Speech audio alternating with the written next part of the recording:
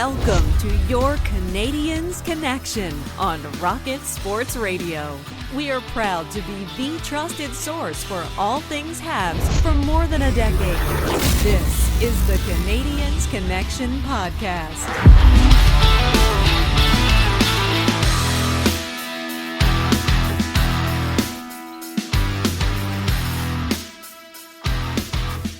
Well, hello, everyone. Welcome to the Canadiens Connection Podcast here on Rocket Sports Radio, keeping you informed, engaged, and entertained. And it's a good one this week, let me tell you what. My name is Amy Johnson. I'm going to be your host for today's show. That is episode 344 of the Canadiens Connection Podcast. I'm pleased, of course, to be joined in the studio by my co-host, who is the founder and president of Rocket Sports. His name is Mr. Rick Stevens. And Rick, yes, the postseason has arrived.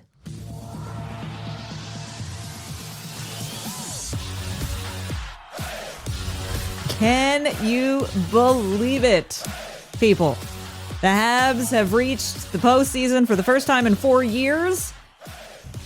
The title of today's episode, Habs versus Caps, is Demidov, the X Factor Montreal needs. Fans are going to be wanting to hear that music quite often. What a week. Yes, this is the playoff edition of the Canadiens Connection Podcast. Everybody's excited in Montreal. Everybody's hyped. Some people have emptied their wallets to bank accounts to get some tickets that went on sale this morning. It's, an exciting time. Playoff beards, have they been started? Can Lane Hudson grow a playoff beard? Well, we'll see. Can Cole Caulfield? Yeah, he tries, but I don't think it. Oh, lots of baby faces, including one, Ivan Demidov, who you mentioned, making his NHL debut, and what a debut it was. It was, and lots of, nail biting. The Canadiens given lots of opportunities to secure that last spot, and it happened in their last game of the season. So it was an exciting week, and next week promises to be even more exciting. We're going to get to all of that for sure. In fact, that's how we're going to kick off the show today. We're going to take a quick trip down the short-term memory lane and just revisit the nail biters of games that took place this past week leading up to the Canadiens finally clinching a playoff spot. We're going to walk you through that. There is an absolute ton of roster news to get to for you. Lots of things happening with members of the Canadiens lineup. In addition, the Laval Rocket, we're going to get you some updates on them and other Habs prospects because there's some big things happening there as well. We're going to talk about some big news happening around the NHL. All of that, of course, leads up to our second segment, which is our big topic of this week. And we're calling that, Can the Tale of the Tape Predict the Outcome of the Canadiens Capitals series? We are going to take a deep dive, analyze both sides of the coin for this first playoffs series against the Montreal Canadiens and the Washington Capitals. Compare the rosters, compare the records, compare the big storylines and could be the highs and lows or strengths and weaknesses of both teams as we get ready for this playoff series to begin. Finally, then in the third segment, we of course always have a Canadiens Connection question of the week. That's something we've got coming for you this week on today's show as well. So you'll want to be sure you catch that. When you do hear that, we're going to want to hear from you. I'm going to tell you how you can reach out to us in just a moment. But in our third segment, we're going to read your best responses to last week's questions of the week. Actually, we had two separate ones last week. We had some great responses to both of them. And so we're going to share some of the best responses with you. So as I said, this is an interactive show. We want to hear from you. We want to hear your excitement. We want to hear what you're feeling about the Canadiens being in the playoffs this year.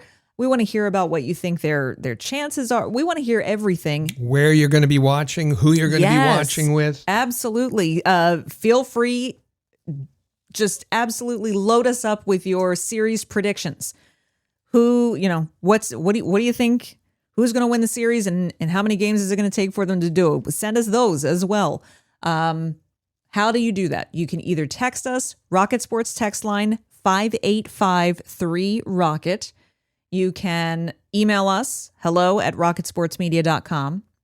You can drop a comment on our YouTube channel. That is InsideTheCanadians.com. Or you can also hit us up on social media at Habs Connection on X, Facebook, Instagram. There are so many ways that you can reach out and give us your predictions, your feelings, your answers to the Canadiens Connection question of the week. Respond early and often, folks. I'll give my first prediction. What's your prediction? The series is not going to be a sweep. Not going to be a sweep for the Canadiens, not going to be a sweep for the Capitals. That's my first prediction. Are we going to do predictions in the second segment? Are we going to do a series prediction? If you want. Okay. You heard it here first. Look at that. I'm adding things to the agenda right on the fly. And I did an impromptu prediction just now. You did. So we'll give you our predictions coming up. First, though, let's get to how we got here. Last Saturday, the Canadiens were in Toronto to take on the Maple Leafs. I wasn't sure what to expect for that game. Jakub Dobeš, however, did get the start. He had a very strong performance, but the offense on both sides couldn't do anything. This game went to overtime with no score, and it was finally Mitch Marner who potted the only goal of the entire game, just 30 seconds into OT, for the Leafs to win 1-0. Canadians badly outshot in this game. Shots worth 35-15 for the Maple Leafs. And as you said, really strong performance from Jakub Dobeš, making 34 saves. And the Canadians picked up one important point in this game. And that was an important point for them to have. But it wasn't enough. They could have clinched that night. Wasn't enough to do it. Fast forward then to Monday night. They finally come home. This is huge, huge, huge game. They're home on Monday. They're playing the Chicago Blackhawks, which should be a gimme of a game. Ivan Demidov is making his NHL debut. They have an opportunity to clinch again. Demidov did not disappoint in his debut. In fact, the Bell Center was absolutely electric. Rookie lap, his first point, his first goal, all of it. But the Habs still lost. They lost to Chicago, and they lost to Chicago in the shootout, 4-3. Yeah, and I know Canadiens fans briefly were upset about the shootout because there was a puck that disappeared in the back of the net, up in the netting. And then Patrick Laine went, and Canadiens fans said, look at the rule. They're supposed to make the decision. Well, if you read Elliot Friedman's column, they did make the decision that it was a good goal. They informed the penalty box. This is the War Room in Toronto. They informed the penalty box, and he didn't get the message to the officials, on ice officials, before Patrick Laine took off and missed his opportunity. So controversy, it wasn't a controversy as it turned out. But more importantly, the Canadiens had another opportunity to clinch. They didn't. They lost their third straight game. As far as, and just an interesting tidbit, everybody beat the Chicago Blackhawks this year. It was a bad year for the Chicago Blackhawks. Everybody was. Except the Montreal Canadiens. They were the only team in the league not to beat the Chicago Blackhawks this season, which I don't know whether that says anything or doesn't, but that's an interesting tidbit there. I think that's something we're going to examine in the second segment because, they were the only team to not beat the Chicago Blackhawks, yet they swept defending Stanley Cup champions. Well, there you go. Yeah. That's the season wrapped up in a nutshell. The anomaly of things that went on with the Canadiens like that. Unpredictability. Yes, absolutely. As far as Demidov, what a whirlwind of a few days, but he's in the locker room. He's sitting to the right of Nick Suzuki. And then it's time for the rookie lap. But I don't know that I've seen a debut like that. Not only did he get a goal and assist in his debut, he got it in the first period, in his first few shifts. Yeah. He was dynamic, just dazzled. He looked comfortable. The hands, oh my God, like incredible, absolutely incredible. And I just kept thinking, and not only his goal and his assist, but he was on the second wave of the power play and incredibly creative, the little soft touches. And I thought, is there a player out there? Do the Canadiens have enough talent? They don't on the second line to match this player. He's going to be fun to watch. He is going to be fun to watch. He did admit I don't think he thought he was going to be nervous until, well, you listen to him. In the locker room I felt good, but when I come to on a rocket lap, I get some nervous. I'm just trying to skate without crossovers or something like that because crowd so amazing. It's a warm welcome. You got a warm welcome, all right. Yeah. The fans went absolutely crazy.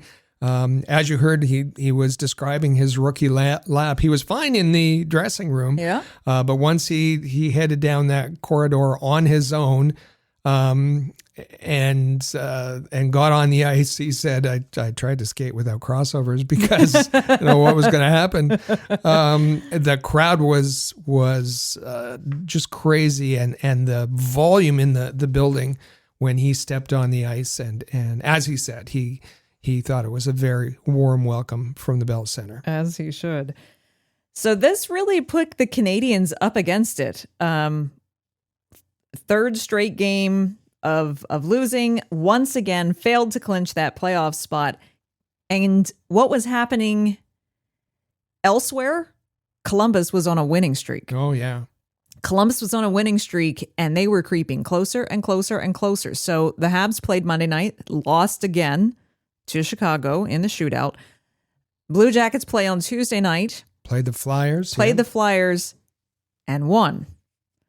And crept even closer to the Montreal Canadiens, so that it came down to this. The Canadiens had their regular season finale to play on Wednesday night at home against the Carolina Hurricanes. And the Blue Jackets would play against the Islanders on Thursday. The Canadiens still needing just 1 point. If they could not come up with 1 point against Carolina and the Blue Jackets could win in regulation against the Islanders, the Canadiens would be out of the postseason. And I think people started to say, oh my gosh, what if this just all crashes and burns at the very last second? And we've been telling you for weeks, we've been talking about all the different factors, one of the factors being the strength of schedule. And Montreal had a very favorable, they were near the bottom of the league in terms of difficulty of their schedule, except when it got to the last game, playing the Carolina Hurricanes. That's no easy feat. But then hockey gods intervened, and Rod Brindamore did them a big favor. Well, I mean, he did himself and his team a favor. The game meant nothing to them. So what a list of healthy scratches. Yeah, so that's what should have been a daunting game. Carolina basically iced a very preseason very green lineup. Yeah. Who sat for Carolina on this night?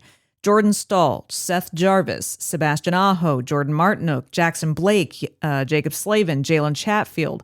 I mean, there was no one. And that's not to say that the guys who were in the lineup aren't no one, but the big guns were not there. And Kochetkov in goal. Kochetkov in goal, yeah. And so Caden Gooley kind of put things on his shoulders and said, enough is enough of this not clinching business. He scored 2 goals on the way to Montreal, winning 4-2. And I tell you, Rick, it's a good thing that they did, because the Blue Jackets did beat the Islanders on Thursday night. So if the Canadiens had stumbled and fallen on Wednesday, they would have been out. Yeah, I should say that watching the game on Wednesday, Montreal was painful. It was an awful game. Oh, it was boring sloppy. game. It was slow. Yeah. It was the Canadiens were lethargic throughout. But credit to them that they got the job done. But let's also give a stick tap to the Columbus Blue Jackets. What a remarkable season after such an emotional beginning to the season for them.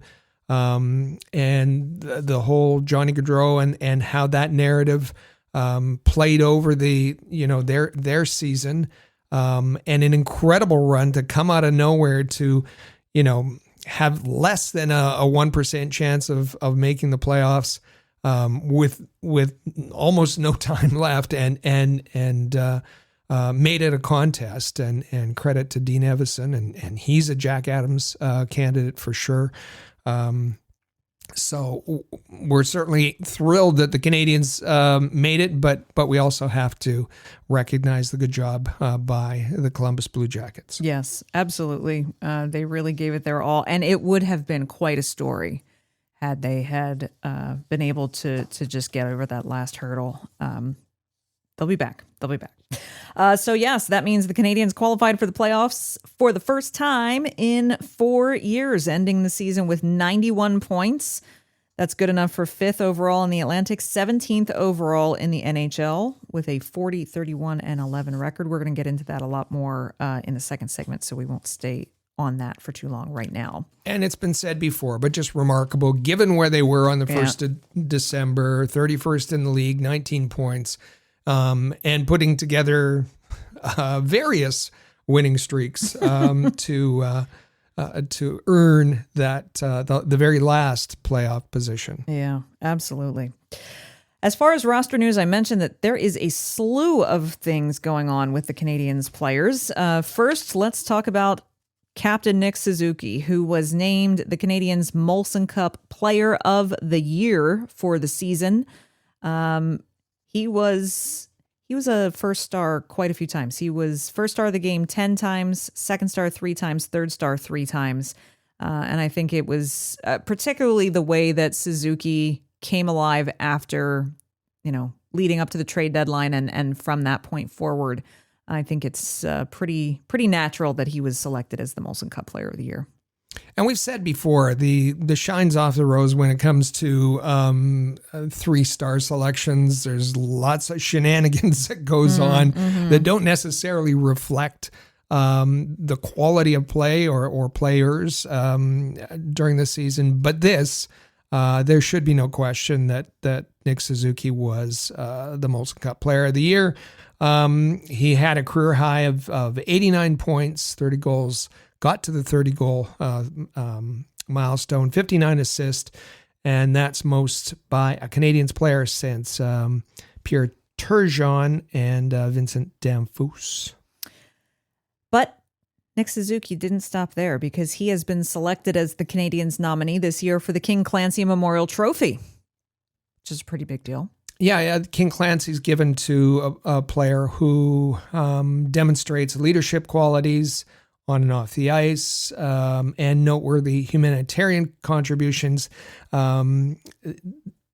Suzuki is the Canadiens nominee. This is a league-wide trophy, so he'll compete against 31 others for the King Clancy. The last time a Montreal Canadien won the King Clancy Memorial Trophy was 2007, and that was Saku Koivu, who was in the process of beating non-Hodgkin's lymphoma and raising money to purchase the very first CT scanner in Montreal.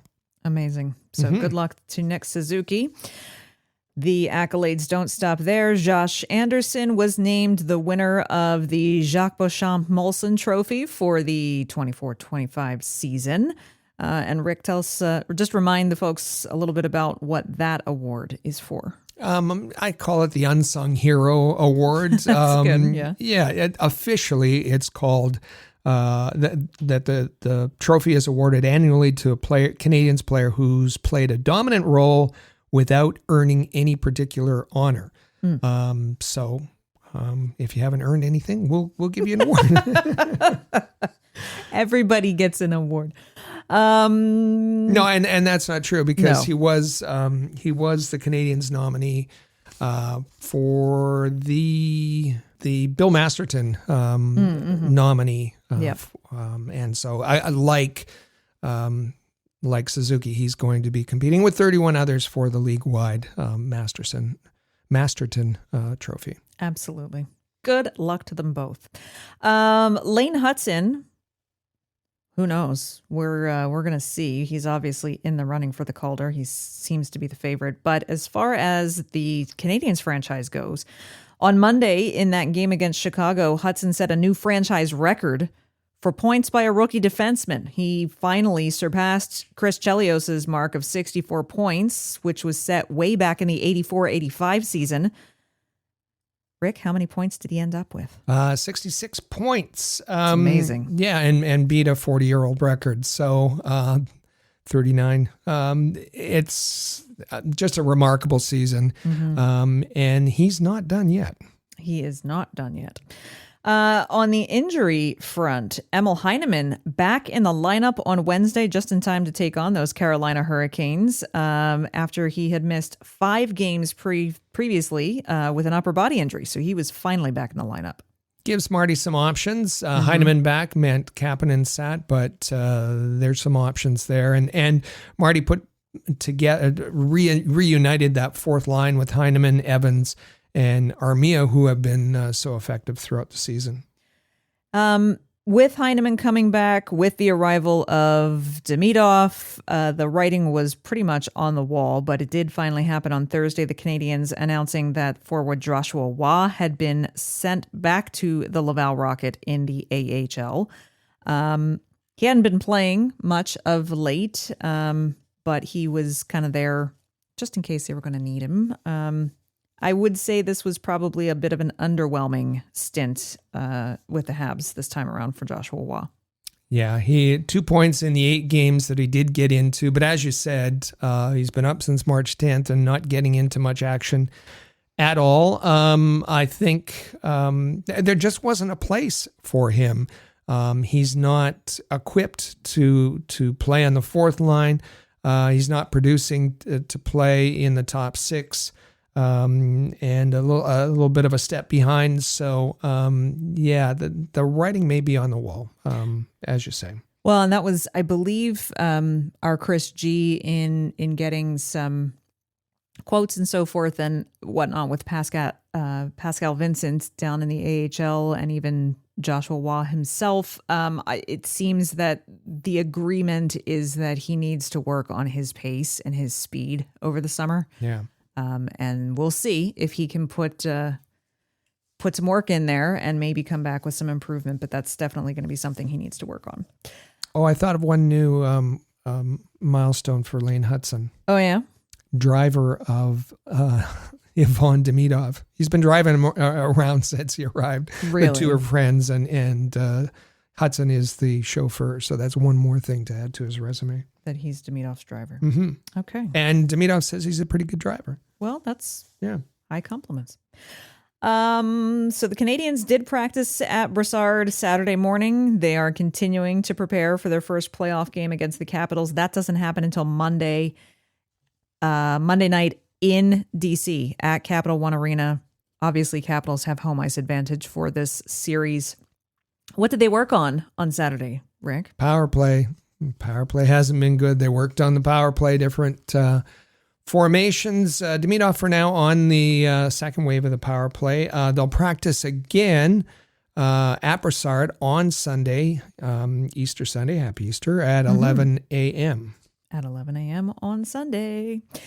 And interestingly, David Savard announced on Friday that whenever this Canadiens playoff run comes to its conclusion at the end of this NHL season, he's going to be retiring. Yeah. There was signs all the way through, I think, but when he made the announcement, everybody kind of said, yeah, well, that makes sense. Made the decision around Christmas time, let his teammates know, let coach and management know that this was going to be it, but has otherwise kept it under wraps. We saw his family, his daughters, on the bench for warm-ups on Wednesday, and if the Canadiens had lost the game, or that could very well could have been his final game in the NHL. Turned out it wasn't. We saw him take a picture with, who was that? Nick Foligno? Yes, a former teammates in Columbus, and so yeah, listen, his role, his usage, his effectiveness, everything has been in pretty steep decline this year. Still blocks shots, still on the very effective on the penalty kill, and will be as well in the playoffs. But it's time. He played 14 games for Tampa in the 2020-2021 season when Tampa won the Stanley Cup. David Savard, a Stanley Cup winner. It was a very limited role, a very specific role, a very effective role that he fulfilled. And then once he signed the contract with the Canadiens, I think he was moved up in his responsibilities, and more was expected of him. And I'm not sure that he was capable necessarily of that. But as a leader, as a mentor, Jake Evans said, "Hey, David Savard's the dad in the room." So he's been very helpful in that regard. For the Montreal Canadiens, but it's time, and he's able to leave on his own terms and retire, having worn the jersey of the Montreal Canadiens. Absolutely. Now we have a little quote from because as Marty St. Louis talked about how he was there to hold young defensemen's hands. So what kind of advice would he have for his young teammates? He does have Stanley Cup playoff experience. What does he advise his younger teammates? Just to have fun, not overthink everything. And, the intensity is going to be high, but, you just got to be ready to take some hit and give some. And, when you play in the playoff series, you have multiple games to get back at one guy if you get hit. And, you just got to stay focused on what the job is, and you just got to know you're going to have to take some shots, and at the same time when you have a chance you give it back, and it's going to be a lot of fun. It's a great challenge for us, and the intensity is just going to be really high. The fans are into it, and it's just everything's a little bigger, and it's going to be a lot of fun. It's going to be a lot of fun. Have fun. Stay focused. Apparently, there's a lot of revenge going on. Well, and that too. Pick your spots to where you can deliver back. And I thought it was interesting. Yeah, the quote from Marty St. Louis saying, with respect to the young defenseman, he was there to, quote, hold their hands. But I've termed it, the training wheels. There's times when the training wheels need to come off, and the young defensemen need to, compete on their own. And I think now is the time. And it's guys like Gouli that can act as mentors and as leaders on and off the ice. I think it's definitely time. Absolutely. And we wish him the best. We'll see what he can do in the playoffs this time around. All right, now let's take a look at the Habs prospect report. It's time for the Rocket Report. The Rocket Sports Media Team is your premier source for information about the Laval Rocket, the AHL affiliate of the Montreal Canadiens, as well as Habs prospects playing in the CHL, NCAA, and leagues around the world. We're going to start with some KHL news. Yes, even though Demidov is not playing over there, there are still other prospects that we can talk about playing in the KHL. Bogdan Konushkov. You remember him? 22-year-old right shot defenseman, selected in the 4th round of the 2023 draft. This has been the 3rd season that he has played for Torpedo Nizhny Novgorod of the KHL. He had a pretty decent year, Rick. He had a very good season. He's one of the leaders of that team. He's counted on by the coaching staff. You'll see him out there 22, 23, maybe 25 minutes a game.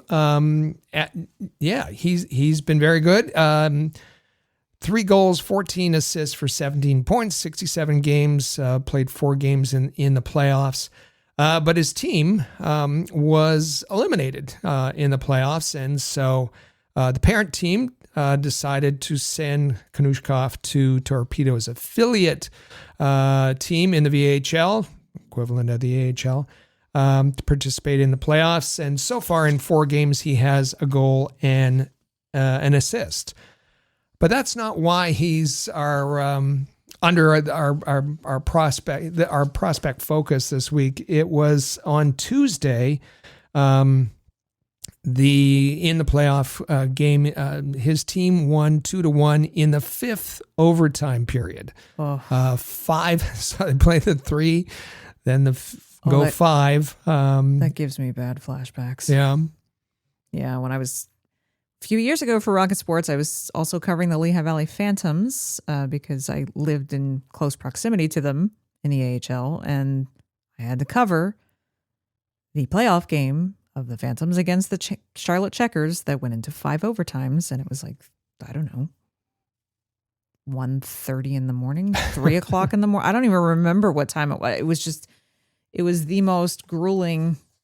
Forget what the guys were going through on the ice. It was grueling.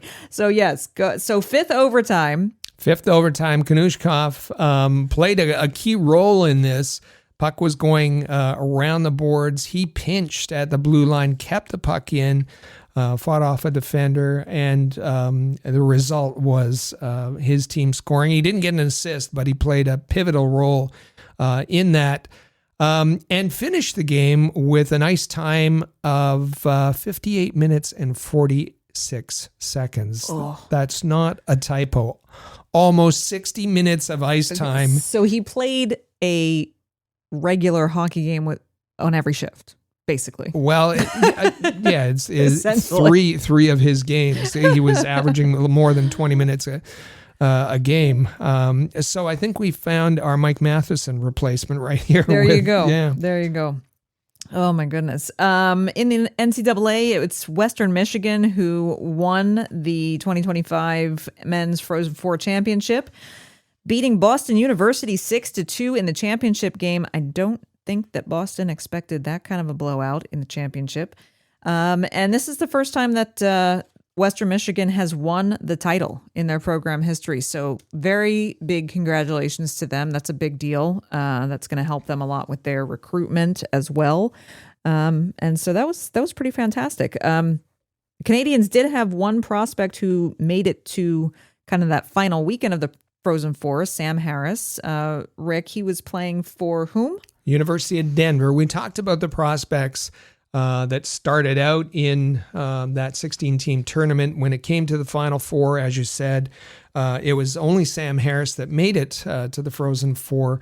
University of Denver was eliminated in the semifinals by the eventual winner, the Western Michigan.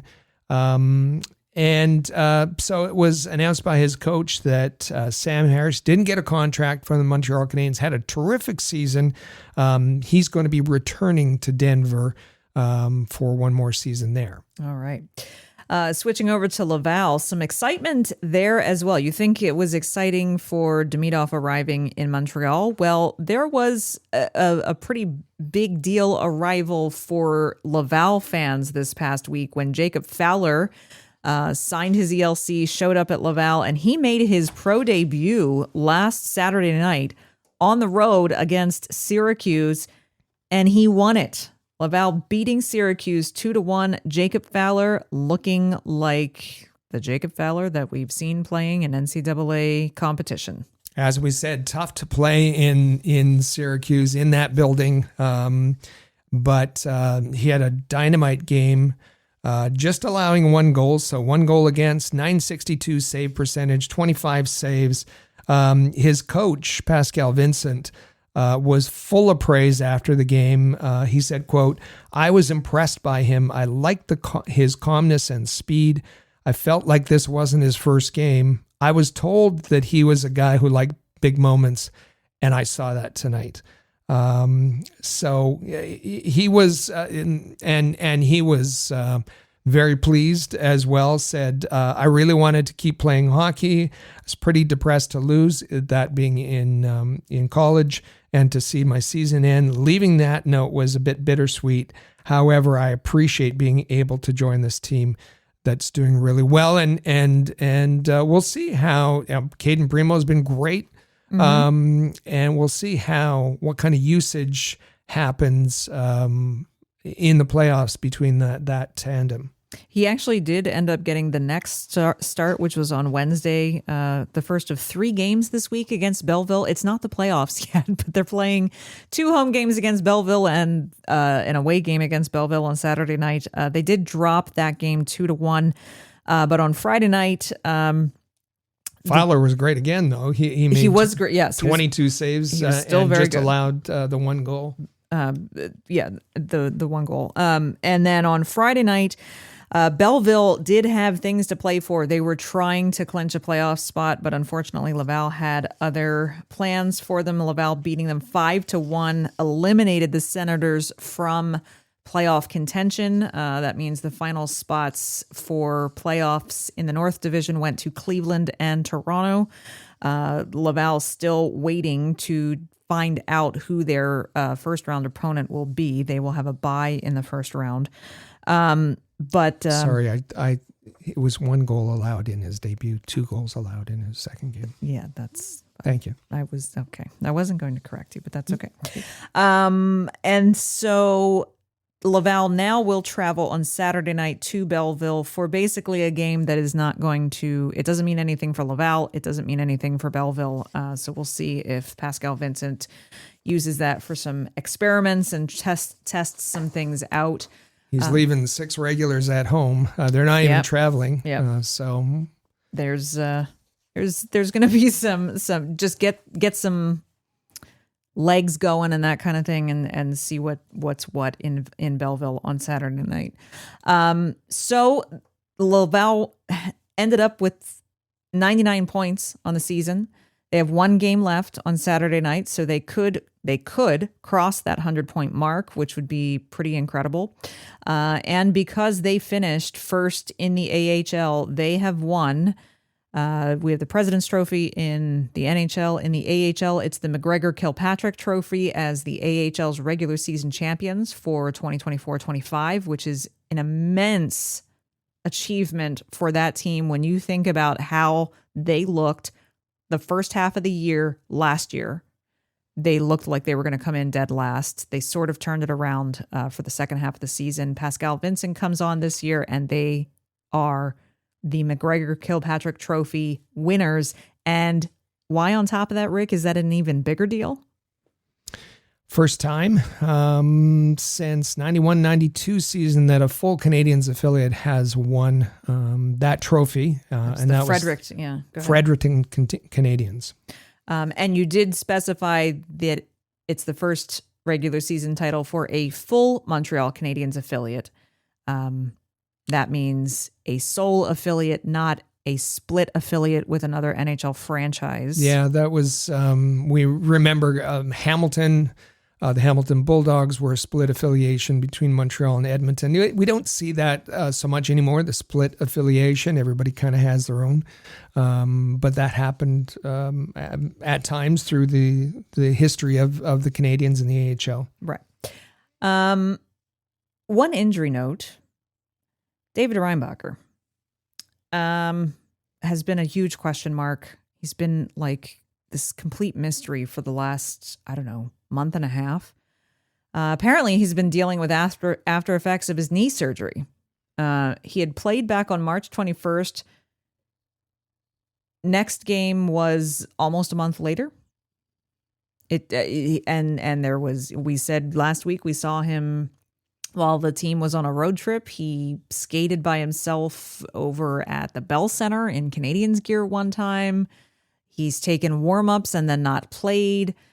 There's been all sorts of, like what is going on with David Reinbacher and Rick Pascal Vincent's not exactly able to be direct or forthcoming in responding to questions about him over the last month or so? No, he's been coy. He's danced around questions, and you kind of feel bad for him because, as he said, he's not managing the situation. The Canadiens are, and he'll get a text to find out what is happening.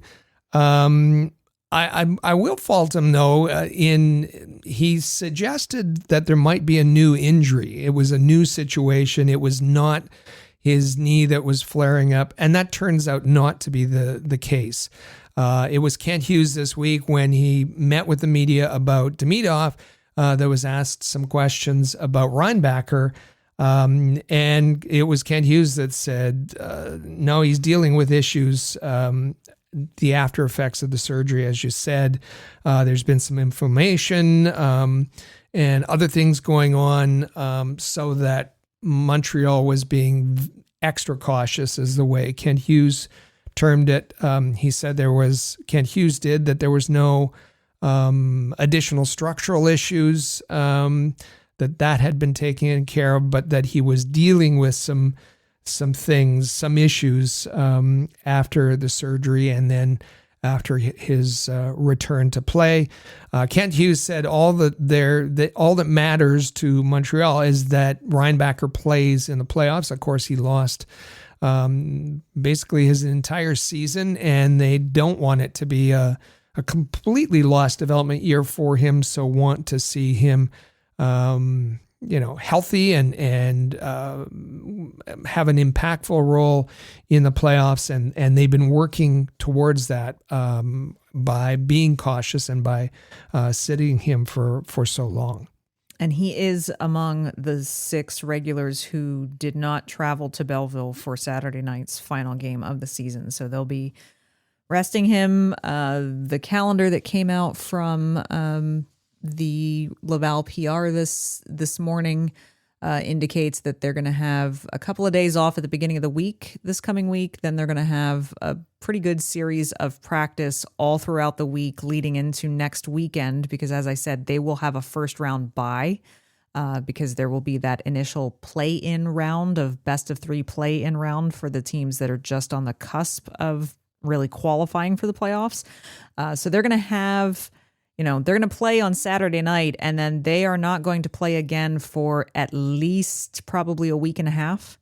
It'll be sometime the following week when they finally face their first opponent. So they've got a lot of practice time, but Pascal Vincent's also going to need to keep their motivation up as well. Trois-Rivières is already in the playoffs. They finished out their season with 98 points, 5th overall in the ECHL. And so they are currently mired in the North Division semifinals. The Trois-Rivières Lions facing off in this initial series against the Reading Royals. Game 1 took place on Friday night. Trois-Rivières winning that one 4-2. So the Lions lead the series 1-0. And game 2's on Saturday. They do a 2-3-2 format in the ECHL. So after the game in Trois-Rivières, then there will be 3 games, if necessary, in Reading. That's right. Finally, just some quick hockey notes before we take our first break and then really start to dig into this Canadiens Capitals series. Is 2 firings already. The Anaheim Ducks have let go of Greg Cronin after 2 seasons as head coach. Anaheim finished 25th overall this season. GM Pat Verbeek said they need a new voice and a new direction, and they are on a path, in his words, to be contenders for a Stanley Cup. And then Saturday morning, the New York Rangers announced that head coach Peter Laviolette and associate coach Phil Housley had been fired. The Rangers, of course, one of those teams who were trying, but obviously not hard enough, to take that final wild card spot in that race along with Montreal, but they came up short. Laviolette and Housley are out. What a disastrous season for the Rangers. They go from President's Trophy winners the year before, and this season is all sorts of chaos. And Chris Drury, the author of some of that. So I think he was preemptively getting rid of his coaches before any decision was made on his own tenure. I suppose so. That now adds to what's already starting to become a lengthy list of open coaching positions that will need to be filled over the summer. It'll be interesting to see where the chips fall with all of those positions. One of my favorite, definitely my favorite poll of the year was finally released this past week, and that is the NHLPA player poll. 585 NHL players were surveyed. I always like to hear, we spend all year listening to journalists like ourselves, analysts like ourselves, pundits, both at, the regional or national level, all basically making speculation, educated analysis and so forth about the game, about how things go, that type of thing. I love this poll because it's like, okay, let's actually hear what the players actually think. And they have spoken. Who do they think is the best forward in the NHL right now? This is an easy one. It's Connor McDavid at about 74%. I should say that they've revised that number up. Maybe some new surveys came in. 663 NHLers. So this is a comprehensive poll. But Connor McDavid, by far considered amongst his peers the best overall forward at 74%. Nathan McKinnon next in line, but a distant 9%. Okay. What about rear guard? Who's the best defenseman? Again, this is no contest. It's 72%. Cale Makar, Quinn Hughes in second, but just 7%.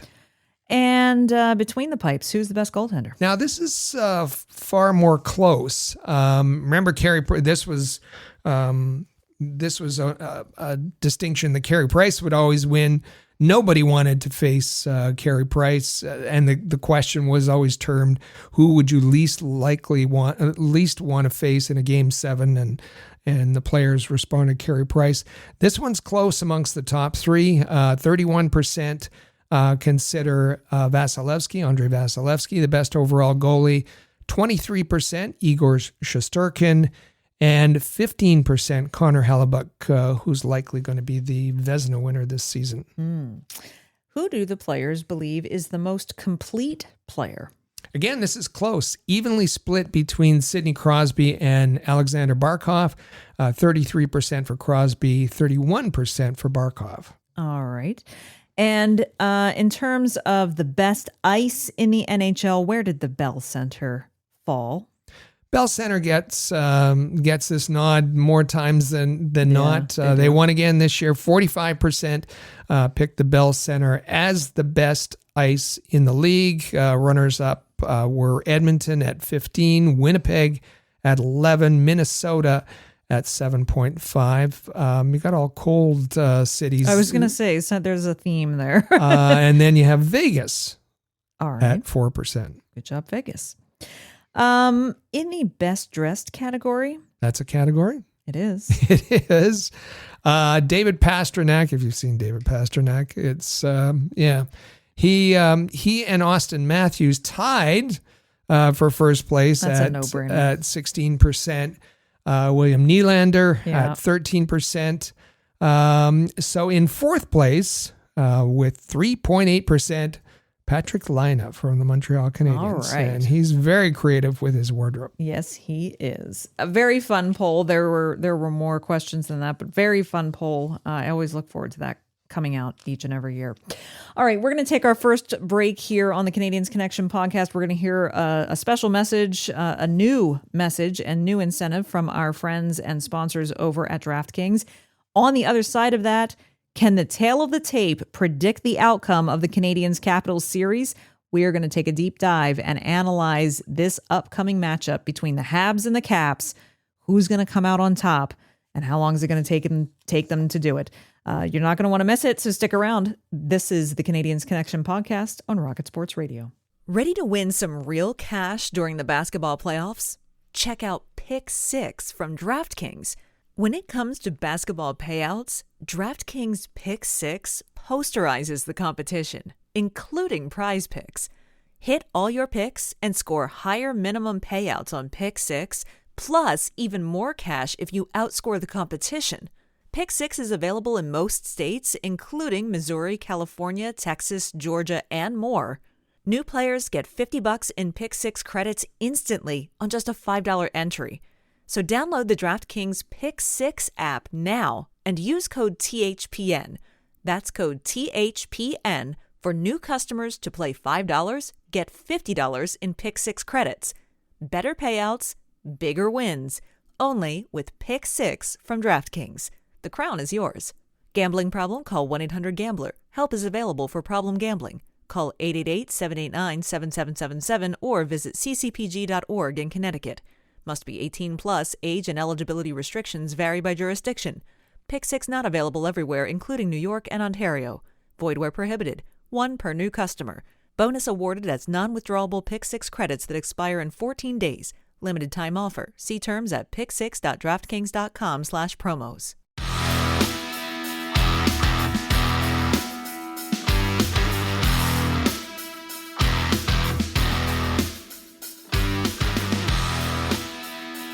And welcome back to the Canadiens Connection podcast here on Rocket Sports Radio. Once again, my name is Amy Johnson. If you'd like to follow me on social media, you can find me on X at Rocket Sports. And as I mentioned at the top of the show, with me in the studio is our president and founder here at Rocket Sports. His name's Rick Stevens, and you'll definitely want to follow him on X. Follow him at Rocket Sports. Don't forget to subscribe to the podcast if you haven't done so already. The playoffs are here. You're not going to want to miss an episode. You're not going to want to miss an episode in the off season as well. We come at you with an episode of the podcast every week during the summer. So be sure you're subscribed. Tap the subscribe button on your podcast player. Hit subscribe over on our YouTube channel. That is InsideTheCanadiens.com. Leave us a review also if you like what you hear here or over on YouTube. And the best thing that you can do for us, really, we would appreciate it, is if you would share this episode. Just tap the share button, share it with your followers. We would very much appreciate that. Our draft experts are getting impatient. That's right. That's one of the things about the Canadiens Connection podcast that people always talk about is the quality of our draft coverage and the experts that we have on week after week after week. And we've had to say, just hold on. We're not ready yet Just hold on. to talk about the draft. Not right. this year. There will be some really great exclusive interviews. You're not going to want to miss those. All right. So this has been absolutely hands down a roller coaster of a season. The Canadiens coming out of the gate just looking horrendously awful. And I think people had given up on the season, myself included, gave up on the season before it was barely a few weeks old because of how poorly the Canadiens looked to kick things off. Marty St. Louis said, we threw up on ourselves. He said that more than once. He did, and they did, and it was just absolutely abysmal. Then there were times that the Canadiens played like they were a team that was capable of beating anyone. I just talked about how they swept the series against the Florida Panthers this year, which is just like mind-numbing. I don't know how they did that. At other times, they've looked completely confused and disconnected. The whole regular season, there was no, as Rick said, there was no consistency. There was definitely no cohesion. It was just simply stringing together a series of extended win streaks followed by extensive losing streaks. And they would flip-flop back and forth between those things constantly. And so you never could really get a good feel for what it was they were capable of doing. And I think at this stage, after 82 regular season games, I still don't think that we know what a consistent Montreal Canadiens team is going to look like right now. So what does all of that say about the very first time that they are going to appear in the NHL Stanley Cup playoffs in 4 years? It's tough to predict, and just I think when you look around the league and the predictions that are the playoff predictions that are coming out, and it's easy, it's simple, it's knee jerk to say that the Canadiens are the biggest, face the biggest odds. They're the biggest underdogs in the playoffs, and Marty St. Louis is bought into that, and has been saying that this week a lot, that we have nothing to lose. And he's been calling the Washington Capitals the best team in the league. He said it many times, creating that us against them kind of mentality and that picture that, we're going to need to pull together and to overcome this.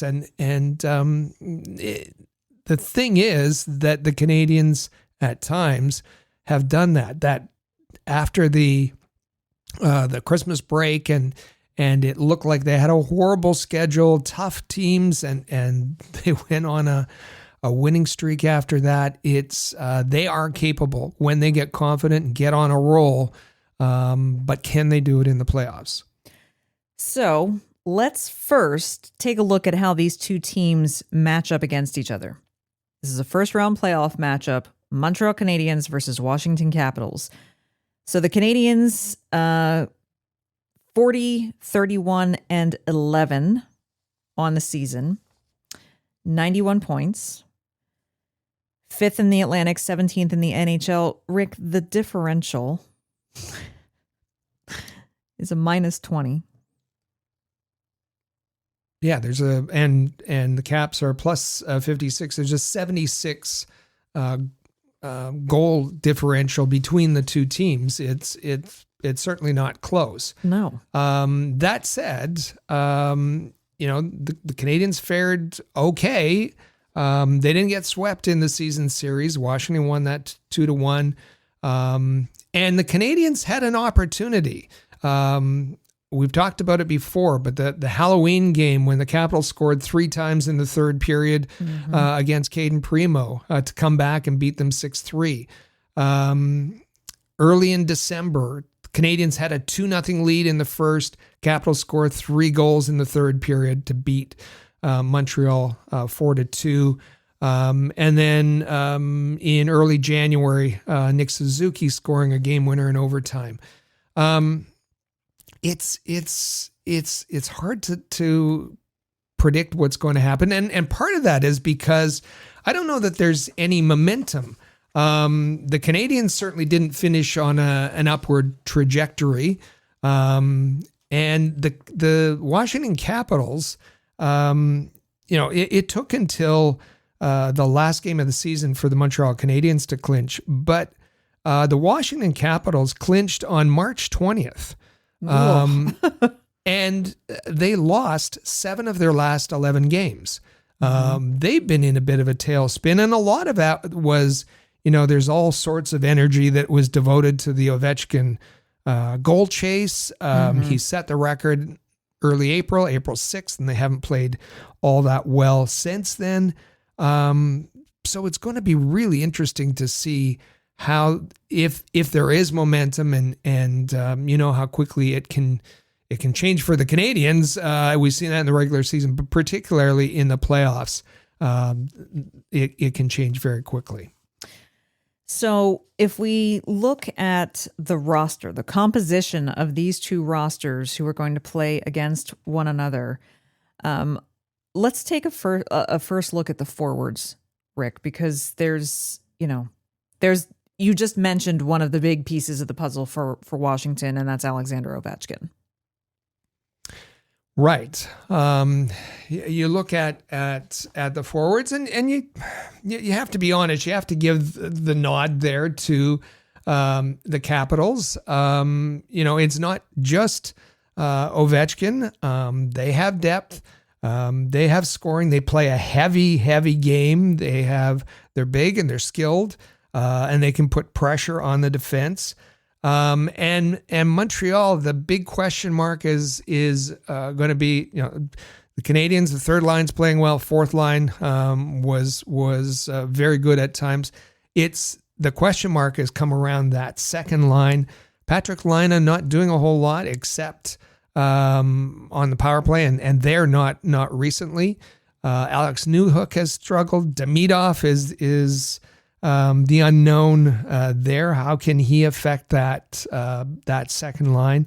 But the forwards, obviously, you have to give a nod there to the Washington forwards, and when you look at goals per game, 3.49 goals per game for the Washington Capitals. That's second in the National Hockey League.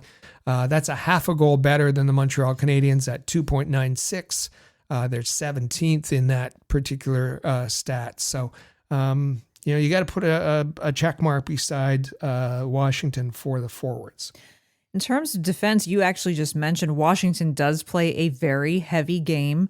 The Canadiens are not going to be able to let themselves get baited, Arbor Jackeye, if you play, into crossing a line too often. I expect it to be physical. We've seen Caden Gooley play on an absolute edge ever since he came back from this most recent injury. But they need to stay out of the penalty box. They can't, there are going to be hits. David Savard talked about how it's a long series. You are going to have another opportunity to get back at the guy that hits you. Basically, the unspoken thing there is don't do something stupid and try to go after him right away and then find us shorthanded because you couldn't wait to, exact your revenge or whatever that's going to be, get your payback. So I think that's going to be a big key in terms of responding to the heavy game of Washington is not overreacting when big hits come. Well, Washington plays heavy at both ends of the ice. So that's going to wear down the Canadiens' defense, and against the smaller Canadiens forwards, maybe that speed advantage is not going to be there because the Canadiens forwards will be a little gun shy. You mentioned Arbor Jackeye. Will he get in to combat that? Will he get into a game? Will he take the place of Jaden Struble as the series goes on to add a bit more physicality?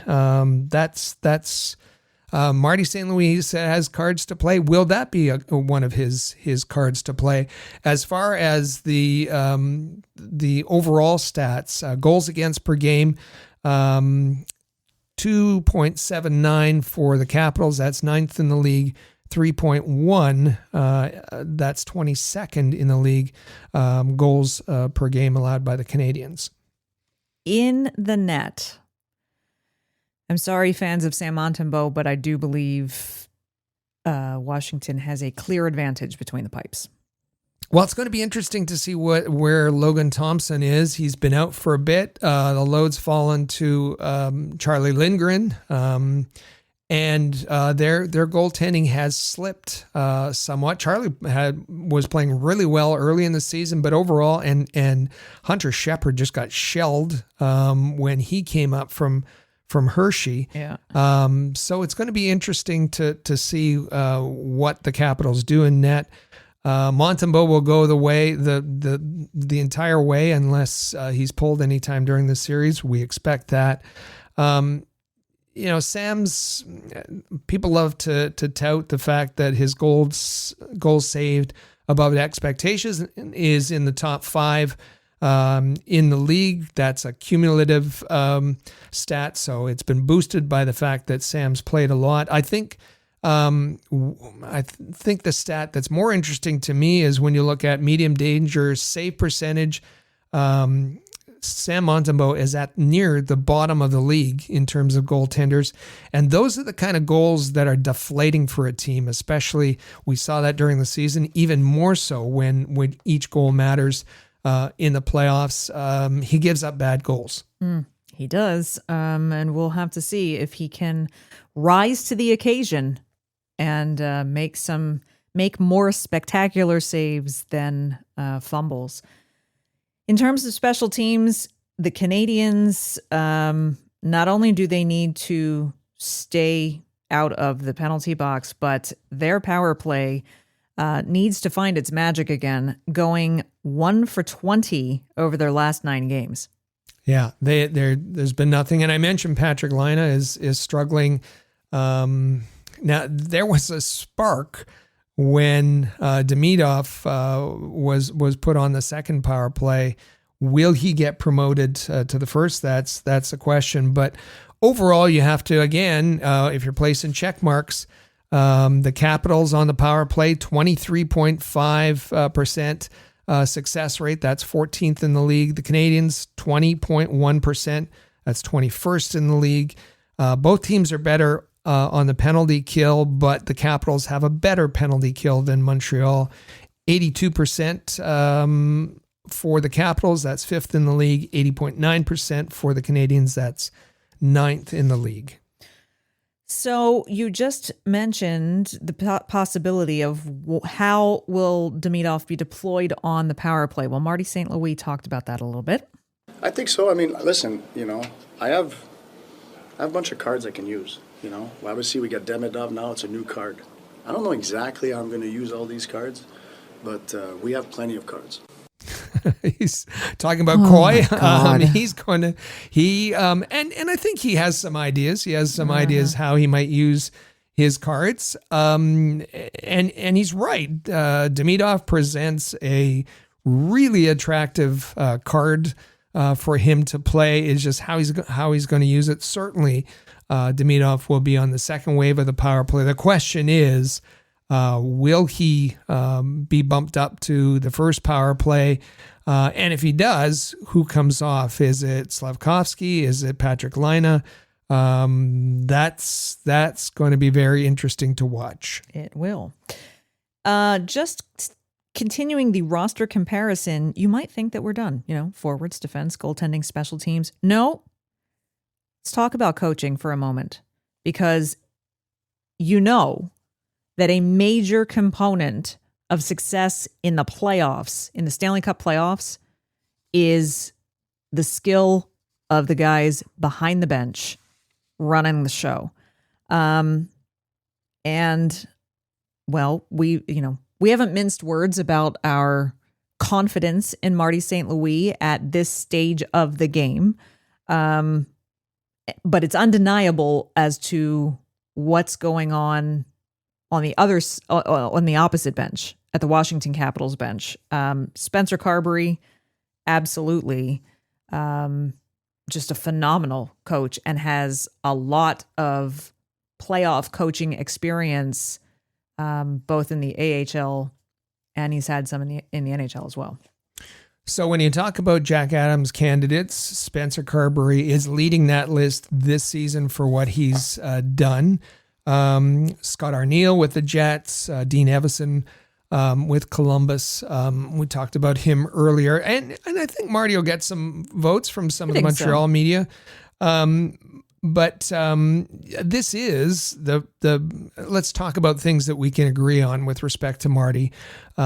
He's coaching in the playoffs for the very first time. Mm-hmm. And in the playoffs, one of the characteristics of Marty, which has its positive things and bad things, is he's patient. He takes his time to make his mind up. And we've seen during the season that he's very slow to make adjustments. Also, there's been questions about the team preparation that the Canadiens seem to struggle in the first period. They've had weak starts. And about, they don't always seem to be well prepared by the coaching staff when they go into a contest. Those two, adjustments and preparation, are keys in the playoffs. Not high on the list for Marty, and he's going to have to be better in both for the Canadiens to cause some surprises in the playoffs. Definitely. Injuries. Injuries are going to play a factor for both teams. For the Canadiens, Kirby Dach. Yeah, the Canadiens. I think they don't even consider Kirby Dach anymore because they've learned to live without him. But last season and this, unfortunately, but that's it's all part of the issue. Not that he was the answer on the second line when he was there, but that all speaks to that second line. For the Capitals, Logan Thompson, goaltender, is a gigantic factor. He's been out since the beginning of April with an upper body injury, but he is skating currently. We're going to hear from Spencer Carberry about that in a second. Whether or not Logan Thompson returns to play in this series is going to, I think, be a big factor on how difficult this series is going to be for the Canadiens.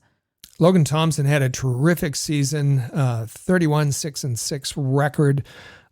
He was very good. I think we're going to see Logan Thompson in the series. I think that's just my opinion. And we talked about playing heavy. Alexei Protas. Now he's a little bit further away. He hasn't started skating yet. He has a skate cut to the top of his left foot that was sustained on April 4th. But what a season by him. Remember, he's huge, 6'6", 245, and he had a 30-goal season, 36 assists. He could have a big impact on a series. Now, of course, naturally, reporters immediately asked Spencer Carberry, when are we going to see Logan Thompson suit up? And in terms of Logan Thompson, and by default, you could probably extend this answer to Protas's return timeline as well. Coach Carberry said this.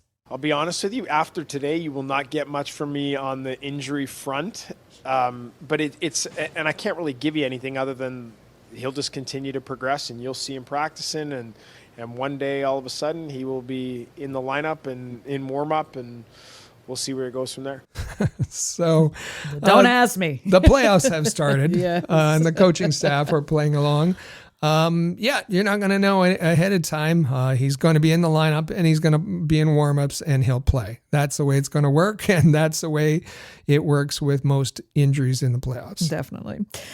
So one more factor that we should really consider when it comes to this matchup is there's this thing with every playoff series, and that is the intangibles. That is the variables that you can't really physically compare or analyze, but they could and would and should play a factor one way or another.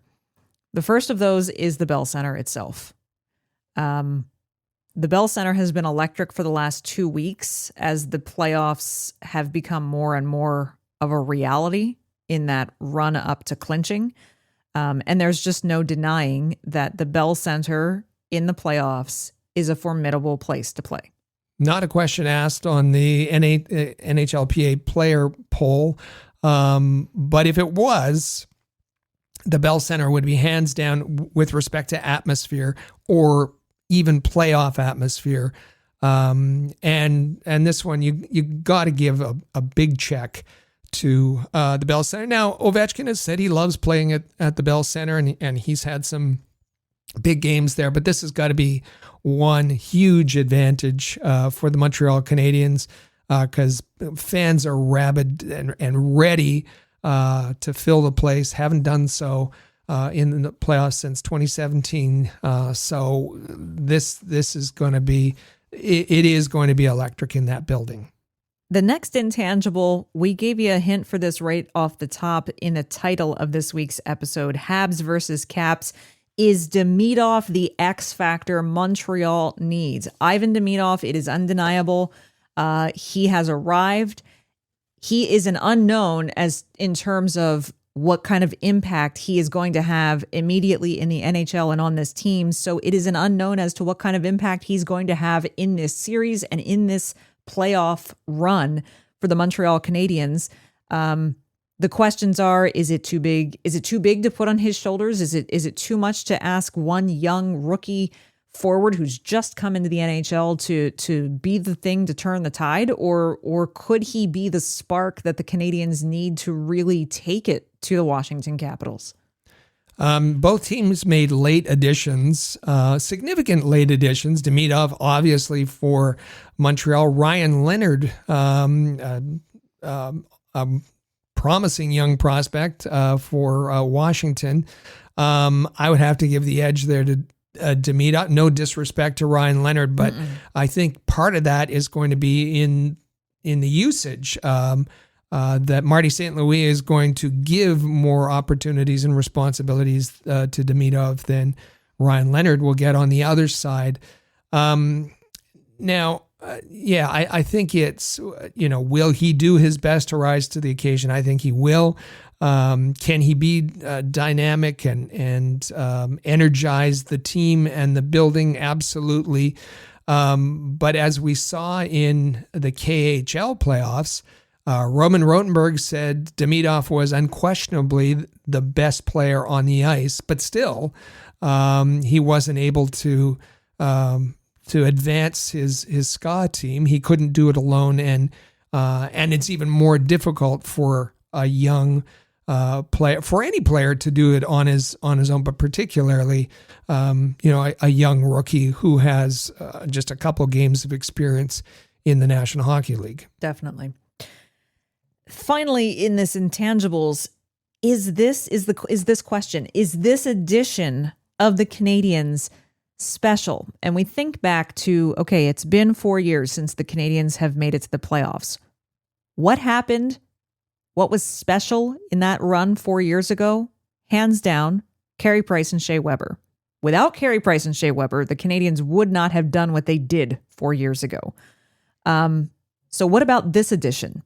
Does this edition of the Canadiens have something special that's going to advance them forward, even when perhaps statistically they're going to, go against the odds and play upset? Here's what Kent Hughes had to say about the group. More than anything else, they have been resilient, right? Like, if you look at our season, there have been a lot of ups and downs. They have not allowed the downs to drown them. They've continued to push back when their backs were up against the wall, and I think part of that is it's probably over dramatized to say, but I feel like there's a family in that locker room. They're playing for each other, not just for themselves. Playing for each other, they're a family. They performed well when their backs are against the wall. When the odds are against them, they've been resilient.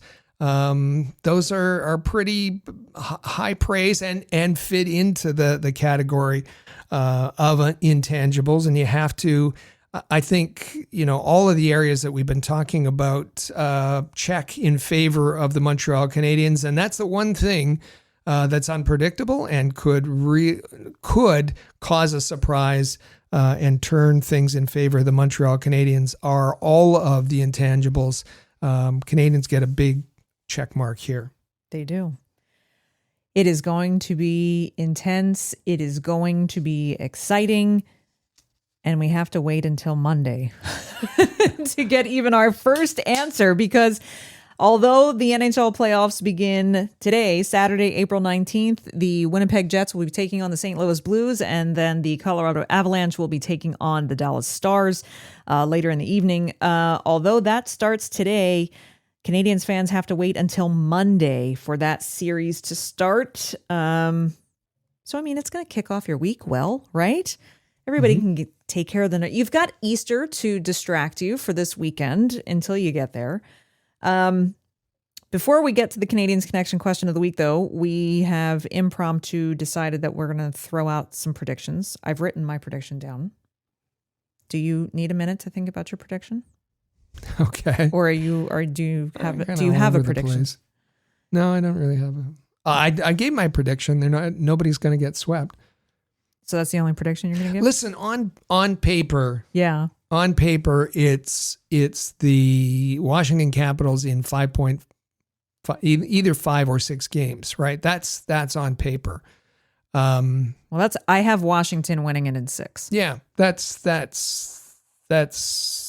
think the Canadiens That's are going to easy win prediction. the 2 Bell Center games. Yeah, I want to see. Boy, I'd like to see 3 games at the Bell Center. Well, I'd like to see 3 games at the Bell Center. I really would.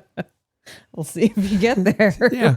We'll see if you get there. We're going to have 3 games this week to talk about, and we're going to have 3 games to talk about on next week's podcast. We are. That's for sure. We're also going to talk about the Canadiens Connection question of the week and your answers to it. So, yes, go ahead. Send us your prediction for this series if you'd like, but also answer this for us. Are the Canadiens truly underdogs in their first round playoff series against the Washington Capitals? Are they really underdogs? Take everything that we just talked about into consideration. And do you really think that the Canadiens are actual underdogs here? Or are they more competitive than they might seem on the surface? Send us your responses and your predictions for the series on the Rocket Sports text line, 5853-ROCKET. Drop us a comment on YouTube or hit us up on social media at Habs Connection, X, Facebook, Twitter, and Instagram. We definitely want to hear from you. Can't wait to hear your thoughts on all of that. It's going to be so exciting. All right, we're going to take our last break here on the podcast. We're going to hear again from our friends over at DraftKings. When we come back, we have got some great responses to both of our questions that we posed to you last week, and we want to read you the best ones. So you're not going to want to miss that. Stay with us. You are listening to the Canadiens Connection podcast on Rocket Sports Radio. Ready to win some real cash during the basketball playoffs? Check out Pick 6 from DraftKings.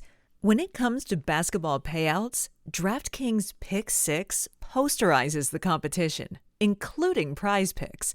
Hit all your picks and score higher minimum payouts on Pick 6, plus even more cash if you outscore the competition. Pick 6 is available in most states, including Missouri, California, Texas, Georgia, and more. New players get $50 in Pick 6 credits instantly on just a $5 entry. So download the DraftKings Pick 6 app now and use code THPN. That's code THPN for new customers to play $5, get $50 in Pick 6 credits. Better payouts, bigger wins. Only with Pick 6 from DraftKings. The crown is yours. Gambling problem? Call 1-800-GAMBLER. Help is available for problem gambling. Call 888-789-7777 or visit ccpg.org in Connecticut. Must be 18 plus. Age and eligibility restrictions vary by jurisdiction. Pick 6 not available everywhere, including New York and Ontario. Void where prohibited. 1 per new customer. Bonus awarded as non-withdrawable Pick 6 credits that expire in 14 days. Limited time offer. See terms at pick6.draftkings.com/promos.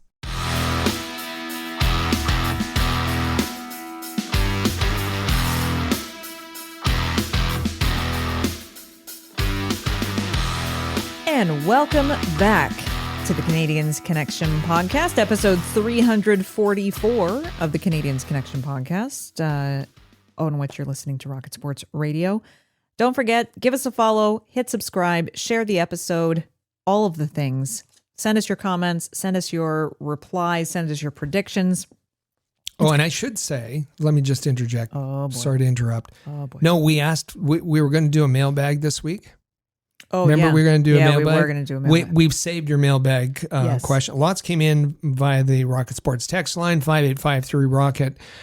So thank you for that. And the Canadiens intervened. There's other things going on. The playoffs the are more playoffs important kinda had to to talk take- about. So we're going to save your questions and bring that back at another as soon as we time. can. Yeah. As soon as we can. But we are right now going to get to your answers. Just a reminder, send us your responses to this week's question of the week. Are the Canadiens truly underdogs in their first round playoff series against the Washington Capitals? Last week we asked, well, there were 2 things. On the podcast, we asked which good news story surprised you the most? The Canadiens making the playoffs or Demidov joining Montreal so soon this season? And then on an episode of Habs Hockey Report that I put out on our YouTube channel later in the week, I asked the question, where should Ivan Demidov slot into the lineup? And so we've had a bunch of questions. We had answers about everything. It's very good. Rick is going to start with a response that we got from Dino on Substack. We have a Rocket Sports Substack. Find us there. Dino says, hello, my friends. Sending you a little note because soon the Nerves are going to be out of commission. What happens next, my friends, is in the hands of the hockey gods. Oh, yes, it is. Oh, boy. Dino, buckle your seatbelt. Let's move to YouTube, and our dear friend Center Heist 7948 says, a great question this week, might be the best one, Amy and Rick. I love your minds. I think Demidov will start on line 2 for now. He did. If I was Slav, I'd get my consistency back real quick. If he doesn't, I could see Marty trying Demidov on line 1 periodically. Mm-hmm. And I agree completely with all of that. Marty's going to experiment. Marty's going to try. He's got a new card. He's going to experiment where to use it. Yeah. And I have to say, to the question of the week, Demidov would edge out on the biggest surprise for me. I didn't see him coming over until training camp. Great show. Thank you, Center Heist, for that great comment. Absolutely. At Habinations agrees. He says, biggest surprise, Demidov. I think that was universally, absolutely the biggest surprise. Also, at Randy Lavoie 6196 says, a ton of credit has to be given to Kent Hughes and Jeff Gordon on staying with the plan. And the results are very impressive. As a longtime Habs fan, I haven't been this excited about this team in years. Great job. The future looks fantastic. That's good. That's a good answer. And obviously, I think that really speaks for the excitement that all Habs fans are experiencing right now about the team, about the rebuild, about the fact that they've made the playoffs, and about the arrival of Demidov. There's just so many good things happening. It's all kind of bubbling over. So as we said, this week, the Stanley Cup playoffs begin for the Montreal Canadiens and the Washington Capitals on Monday night in Washington. They play Monday, Wednesday in Washington, then come to Montreal for their first home game for the Canadiens on Friday. So Monday, Wednesday, Friday next week, games 1, 2, and 3. What will the series record be when we all meet here again next Saturday, April 26th, for the next episode of the Canadiens Connection podcast? One of those teams is going to be ahead of the other. Which one's it going to be? It's going to be interesting to see. We wish you and your families a very happy Easter weekend. Hope you have some good food and some good company, and that the Easter Bunny treats you very well as well. And just sit back, enjoy the return of the Montreal Canadiens to the NHL Stanley Cup playoffs. I know that Rick and I and the rest of the Rocket Sports Media crew will be watching intently, and we really look forward to meeting you back here next week to talk about everything we experience over the next 3 games this coming week. Thank you again for listening. Don't forget to come back next Saturday for another episode of the Canadiens Connection podcast right here on Rocket Sports Radio. Click subscribe so you never miss an episode of Canadiens Connection. Follow us on Twitter, Facebook, and Instagram at Rocket Sports.